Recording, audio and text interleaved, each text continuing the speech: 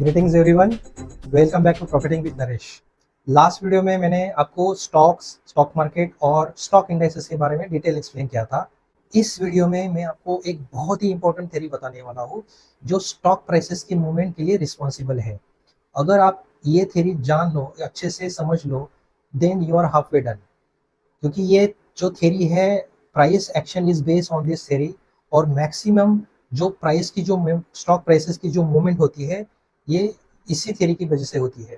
मैं आपको कुछ थ्योरीज एक्सप्लेन करूंगा और लास्ट में आपको मैं बताऊंगा कि आपको इसमें से क्या लेना है।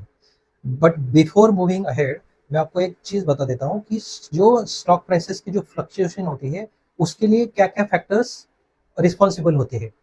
जैसा हम लोग सब लोग जानते हैं कि किसी भी स्टॉक की जो मूवमेंट होती है वो इनडेफिनेटली लीनियर कभी नहीं होती। अप्स एंड डाउन्स होते ही रहते हैं। कोई भी एक सिग्निफिकेंट फॉल आता है, फिर प्राइस वापस रिवर्स करके रिवर्सल लेके एक रैली स्टार्ट होती है। जैसे एक मैं एग्जांपल लेता हूँ सुजलॉन का। सुजलॉन एक टाइम 400 के प्राइस पे, 400 रुपीज़ पे ट्रेड कर रहा था, और वो सिग्निफिकेंटली उसमें इतना बड़ा फॉल आया कि वो 2 रुपये तक आ गया।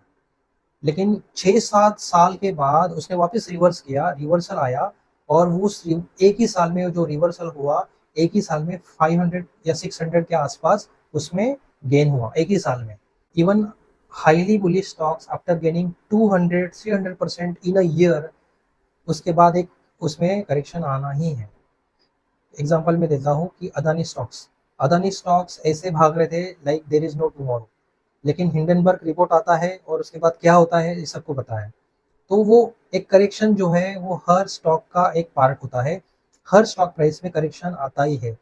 सो वो किसी भी फॉर्म में हो करेक्शन, एक एक सिग्निफिकेंट करेक्शन हो, या एक मेजर पुल बैक हो, या कंसोलिडेशन हो, या short term bear market rally हो।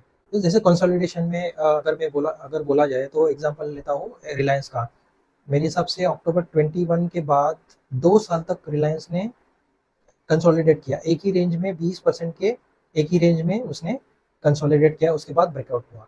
इन टोटलिटी जो स्टॉक मार्केट की जो प्राइस की जो मूवमेंट होती है, ये कुछ फैक्टर्स की वजह से होती है। फॉर एग्जांपल, एक सप्लाई है या डिमांड है, या कंपनी की हेल्थ है। कंपनी की हेल्थ मतलब जैसे फंडामेंटल्स है, कंपनी की मार्केट कैपिटलाइजेशन, प्रोमोटर्स होल्डिंग है, कंपनी की ये अर्निंग्स है, ईयर ऑन ईयर प्रॉफिट है, ये सब उसमें कंपनी की हेल्थ में आता है। इकोनॉमिक फैक्टर्स है जैसे जीडीपी है, interest rate, inflation, unemployment rate, ये सब इकोनॉमिक फैक्टर्स में आते हैं। या तो फिर ट्रेडर्स की ओवरऑल जो सेंटिमेंट है, इसके ऊपर भी स्टॉक प्राइसेस की मूवमेंट डिपेंड होती है। अब हम लोग बात करते हैं कि कौन कौन सी थियरीज है जो प्राइस मूवमेंट के लिए रिस्पॉन्सिबल है। तो इसमें से सबसे पहली थ्योरी है एफिशिएंट मार्केट हाइपोथेसिस। इस थ्योरी के हिसाब से स्टॉक प्राइस जो है वो सब इंफॉर्मेशन रिफ्लेक्ट करती है। स्टॉक प्राइस एक फेयर प्राइस पे एक्सचेंज पे ट्रेड कर रही होती है। पास्ट प्राइस एक्शन का फ्यूचर पे कोई इन्फ्लुएंस नहीं होता। ये थ्योरी ये भी बताती है कि फंडामेंटल और technical analysis is a waste of time to predict future price. और इन्वेस्टर ने किसी इंडेक्स फंड में पैसा डाल के भूल जाना चाहिए। कौन था भाई ये थ्योरी बनाने वाला? नो डाउट इस थ्योरी पे काफ़ी क्रिटिसिज्म हुई, क्योंकि ये थ्योरी सबसे इम्पोर्टेंट जो है मार्केट पार्टिसिपेशन, इसको इस थ्योरी ने इग्नोर किया। जैसे और फंडामेंटल है, फंडामेंटल इज अ ब्लू, हम लोग बोलते हैं कि ब्लू प्रिंट है किसी ऑर्गेनाइजेशन का डीएनए स्टडी करने के लिए, ये भी उसने इग्नोर किया। इसने यहाँ तक कि इकोनॉमिक जो फैक्टर्स है, जैसे मैंने बताया कि जीडीपी है, inflation, interest rate, unemployment rate, geo political जो फैक्टर्स है, वो भी इस थ्योरी ने इग्नोर किया। तो इस थ्योरी की जो वैलिडिटी है वो क्वेश्चनेबल है। तो इस थ्योरी के जो प्रोपोनेंट्स है, उन्होंने यहाँ तक बोल दिया कि मार्केट को कोई आउट परफॉर्म नहीं कर सकता, और कर भी लिया तो वो बेसिस लक होता है, स्किल के बेसिस पे नहीं होता है। सो आयरन इज दैट जो भी बड़े बड़े इन्वेस्टिंग या ट्रेडिंग हाउसेज है, जो इन्वेस्टर्स है, जो कंसिस्टेंटली प्रॉफिट बनाते हैं, वो कैसे बनाते हैं? वो लक के बेसिस से बनाते हैं? नहीं, ऑफ कोर्स नॉट, राइट। सो इसके बाद 19th सेंचुरी में एक और थ्योरी आई, जो एक लीजेंड चार्ल्स डाउ, जो डाउ जोन्स एंड कंपनी और वॉल स्ट्रीट जर्नल के फाउंडर थे। सो चार्ल्स डाउ ने अपने ये थ्योरी में लिखा कि किसी भी स्टॉक की प्राइस मूवमेंट को यूज करके फ्यूचर प्राइस प्रेडिक्ट कर सकते हैं based on the current trend. उन्होंने ये कभी आर्ग्यू नहीं किया कि स्टॉक प्राइसेस की जो मूवमेंट होती है उसमें फ्लक्चुएशन होता है, इसमें कभी उनको डाउट नहीं था। लेकिन उन्होंने ये बताया कि जो स्टॉक प्राइसेस की मूवमेंट होती है ये एक ट्रेंड में होती है, और ये जो ट्रेंड होता है एक एक फेज से गुजरती है, हर ट्रेंड का एक फेज होता है, और वॉल्यूम एक सबसे इंपॉर्टेंट इंडिकेटर होता है to identify the strength of the trend. उन्होंने ये बताया कि जो लॉन्ग रन में प्राइस मूवमेंट होती है वो एक अंडरलाइन इकोनॉमिक ट्रेंड्स को रिफ्लेक्ट करती है, और वो ट्रेंड्स को आइडेंटिफाई किया जा सकता है थ्रू टेक्निकल एनालिसिस। मैं टेक्निकल एनालिसिस पे एक सेपरेट वीडियो बनाऊंगा, उसमें आपको डिटेल में बताऊंगा कि टेक्निकल एनालिसिस में क्या क्या चीज़ें इंपॉर्टेंट होती है। डाउट थ्योरी के हिसाब से जो प्राइस की मूवमेंट एक ट्रेंड में होती है वो हर एक ट्रेंड का एक फेज होता है।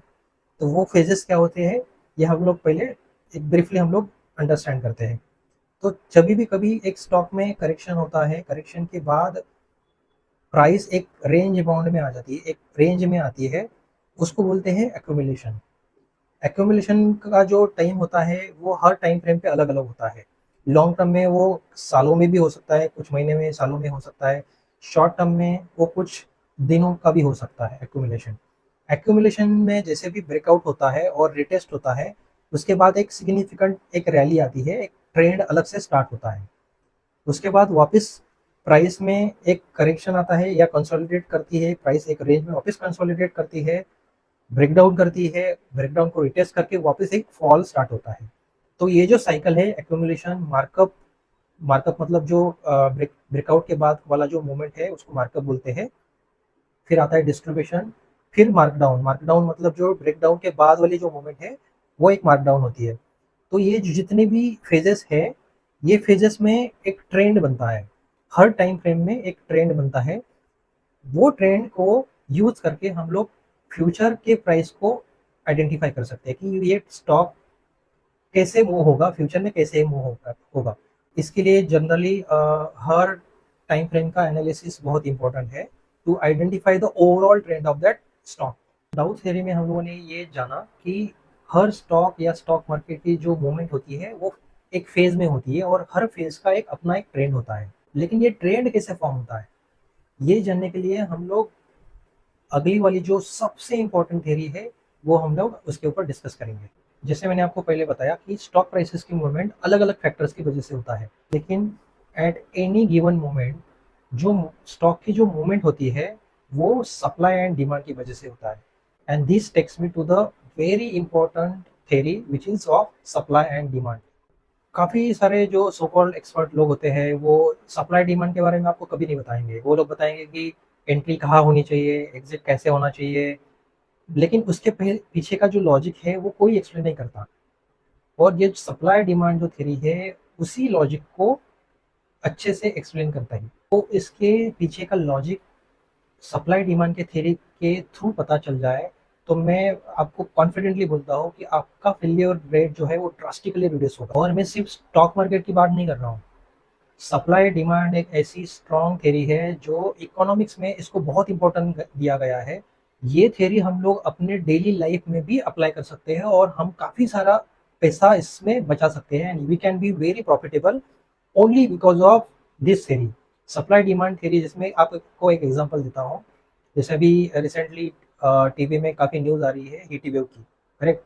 अगर आपको मान लो आपको एक एसी खरीदना है तो आप क्या करेंगे, समर के टाइम में खरीदेंगे या ऑफ सीजन में खरीदेंगे।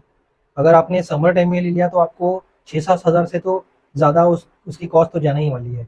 वही एसी अगर आप ऑफ सीजन में लेते हो तो उतना पैसा आप बचा पाओगे, करेक्ट। स्टॉक मार्केट में सप्लाई डिमांड इस ऐसे ही काम करता है, और यही सप्लाई एंड डिमांड का लॉजिक, यही थ्योरी आपको स्टॉक मार्केट में भी अप्लाई करनी है। This is as simple as common sense, लेकिन सबको ट्रेंड लाइनें देखनी है। बट डोंट वरी, मैं हर चीज़ में आपके प्रॉफिट की ही बात करूंगा। तो ये जो सप्लाई डिमांड थ्योरी है इसके बारे में हम लोग डिटेल में बात करते हैं। सप्लाई एंड डिमांड थ्योरी ही किसी भी गुड्स और सर्विसेज की प्राइस ड्राइव करता है। इस सप्लाई एंड डिमांड थ्योरी के 4 बेसिक लॉज है जो मैं आपको बताता हूँ। हम लोग फर्स्ट लॉ देखते हैं। फर्स्ट लॉ में क्या होता है कि जो सप्लाई है, supply remains the same, unchanged है, और जो डिमांड है वो डिमांड बढ़ता है। तो डिमांड बढ़ने की वजह से क्या होता है कि शॉर्टेज क्रिएट होता है, और उसी शॉर्टेज की वजह से प्राइस जो है किसी भी गुड सर्विसेज या स्टॉक की प्राइस जो है वो बढ़ जाती है। सेकंड लॉ जो है उसमें सप्लाई सेम है, अनचेंज है, और डिमांड कम हो रही है। और डिमांड कम हो जाने से क्या होता है कि सरप्लस हो रहा है, क्योंकि सप्लाई तो सेम ही है, डिमांड कम हो रहा है, तो उसकी वजह से क्या हो रहा है कि सरप्लस वाली जो सिचुएशन है वो क्रिएट हो रही है। सरप्लस अगर क्रिएट होता है किसी भी गुड सर्विसेज या स्टॉक में, तो उसकी जो प्राइस होती है वो कम हो जाती है। थर्ड लॉ है जिसमें जो सप्लाई है, सप्लाई बढ़ रहा है, लेकिन जो डिमांड है वो स्टेबल है, डिमांड अनचेंज है।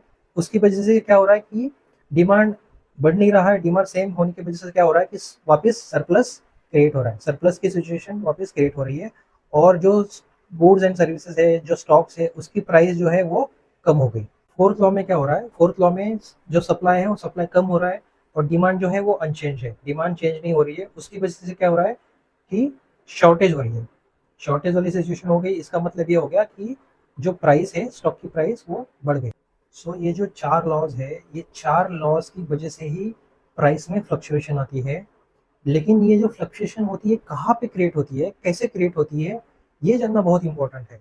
और अगर हम लोगों ने डाउ थ्योरी और सप्लाई डिमांड थ्योरी को अगर कंबाइन कर लिया, तो उसकी जो पावर है, उसकी कॉम्बिनेशन की जो पावर है और बढ़ जाएगी, करेक्ट। तो इन्वेस्टमेंट और ट्रेडिंग के टाइम हम लोग अगर डाउ थ्योरी और सप्लाई डिमांड को अगर कंबाइन कर ले, और तो definitely you can be a very profitable trader और इन्वेस्टर। हम डाउ थ्योरी में ये तो देख लिया कि जो स्टॉक प्राइसेस है एक ट्रेंड में मूव करती है, ओके। लेकिन जो सप्लाई डिमांड है, वो सप्लाई डिमांड थ्योरी ही ट्रेंड को क्रिएट करने के लिए रिस्पॉन्सिबल है। लेकिन सप्लाई और डिमांड कहाँ बनता है, कैसे क्रिएट होता है, वो उसको कैसे आइडेंटिफाई करें, ये हम लोग डेफिनेटली अगले वाले वीडियो में डिस्कस करेंगे। So don't forget to subscribe the channel, like and share the videos, and hit the notification bell to stay updated with latest videos. Thank you.